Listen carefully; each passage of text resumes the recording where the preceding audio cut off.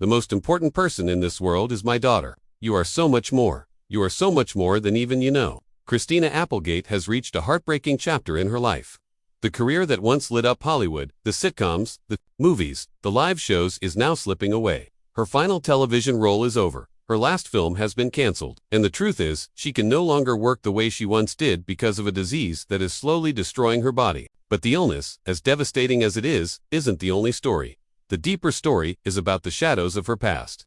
The abuse, the predators, and the painful choices she was forced to make as a child. For decades, nobody knew. But now, through her upcoming memoir, Christina is preparing to open the door on secrets that will leave even her most loyal fans shaken.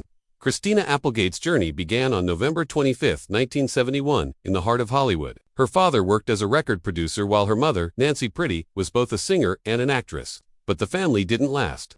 Soon after Christina was born, her parents went their separate ways, leaving Nancy to raise her daughter on her own. From the very beginning, Christina's life was surrounded by show business. She was only 3 months old when she appeared on the soap opera, Days of Our Lives, alongside her mother. Babysitters were a luxury Nancy couldn't afford, so Christina was taken everywhere. Auditions, performances, rehearsals. Sometimes Nancy would lure her baby on stage with M&Ms while she herself performed. While other children her age were just beginning to speak, Christina had already become a member of the Screen Actors Guild by the time she entered kindergarten. At only 5 months old, she appeared in a Playox baby bottle commercial. For some, it was a cute family memory. For Christina and Nancy, it was survival. Her earliest memories weren't filled with cartoons or playgrounds. Instead, they were of cameras, lights, stage directions, and the endless waiting between scenes. Musician Stephen Stills briefly dated Nancy during those years, and he once gifted little Christina a guitar, a treasure she kept for years. Hollywood wasn't just a career for Christina. It was the only world she knew, and it demanded that she grow up fast. By the age of 9, she was already making her film debut in the horror movie Jaws of Satan.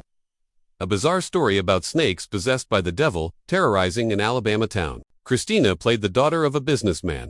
The film was so obscure that it barely saw release, but it was still a pivotal moment. Christina had moved beyond baby commercials and into real acting. Soon she was appearing in shows like Charles in Charge and Silver Spoons. In 1986, her performance in Heart of the City earned her a Young Artist Award. But while other kids played in the park after school, Christina was memorizing lines and us spending long hours on set. Behind her success, though, there was pain. At just 8 years old, a neighborhood boy called her fat. It was only one word, but it pierced deep. Christina later admitted that single insult triggered a lifelong struggle with food and self-worth. By the time she was 15, as she landed the role that would make her famous, Kelly Bundy, unmarried with children, her mother enrolled her in Weight Watchers. Christina began starving herself. Some days she ate nothing more than 5 almonds. If she allowed herself 6, she would cry and refuse to leave the house. Her mother didn't seem to realize the harm. When Christina dropped to 110 pounds, NY's only response was, "How'd you do it?"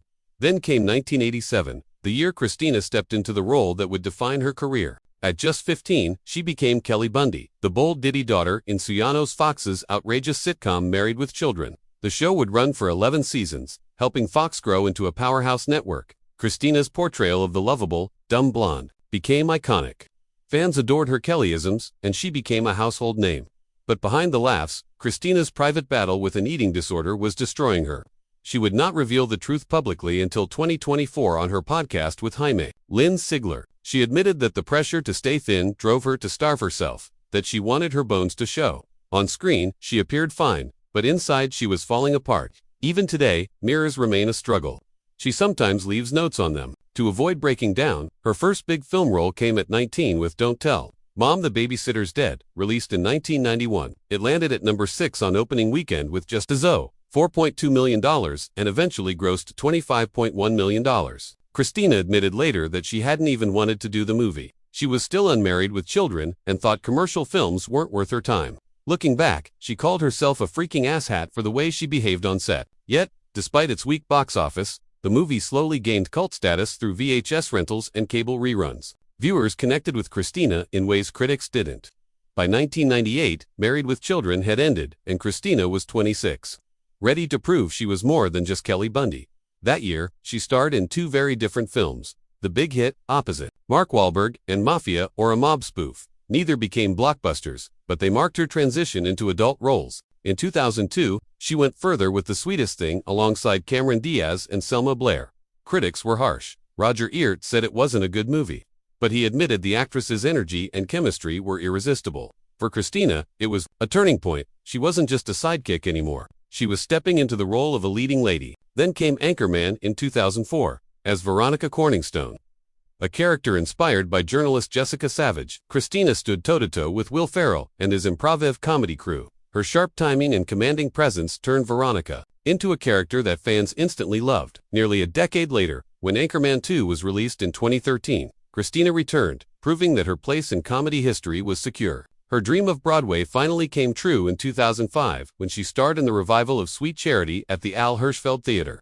Opening on May 4th, the show ran for 279 performances until December 31st. Christina's performance earned her a Tony Award nomination, a Drama Desk nomination, and a Theatre World Award.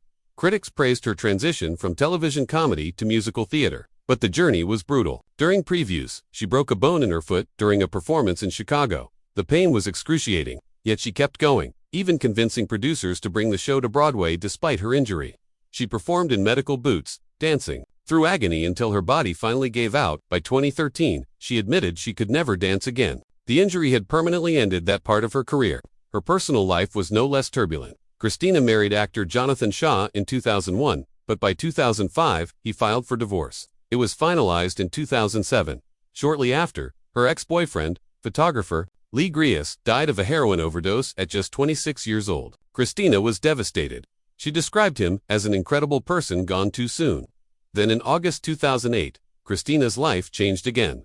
At just 36, she was diagnosed with breast cancer. Tests revealed she carried the BRCA1 gene, giving her an 87% lifetime risk of breast cancer and a 44% risk of ovarian cancer. She chose to undergo a double mastectomy. A month later, she was declared 100% cancer-free, but the emotional scars ran deep. She later admitted to crying and screaming in private, even as she joked in public that she would have the best boobs in the nursing home. Out of this pain, she launched Right Action for Women, a charity providing MRI screenings for higher-risk women. The years that followed brought both triumphs and threats. Golden Globe nominations for Jessie, an Emmy win for her guest role on Friends, and a successful run with Samantha Who, but also stalkers, terrifying threats, and invasions of her personal space. Then in 2021 came the diagnosis that would change everything: multiple sclerosis. Looking back, Christina realized the signs had been there for years. She had fallen during the filming of Dead Tommy's pilot, but brushed it off.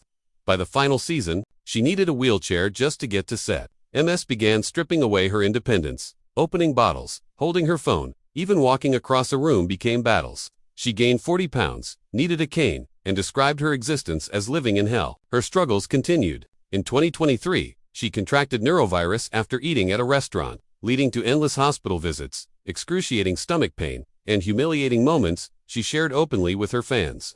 By the end of that year, she admitted she would likely never act on camera again. Her final public appearance came at the SCI Awards, where she called it her last. Yet, Christina has never stopped fighting. She has spoken out about disability rights, fought for accommodations on sets, and used her voice to demand recognition for those who feel invisible. Now at 52, Christina Applegate stands at a crossroads. Her upcoming memoir, You with the Sad Eyes, promises to reveal the untold traumas of her life, the abuse, the body image struggles, the abandonment. After a lifetime in Hollywood, beginning at only 3 months old, she is ready to tell the story. In her own words, she may no longer be on stage or in front of a camera, but her strength, honesty, and resilience continue to inspire. Christina Applegate has lost much, but her courage remains.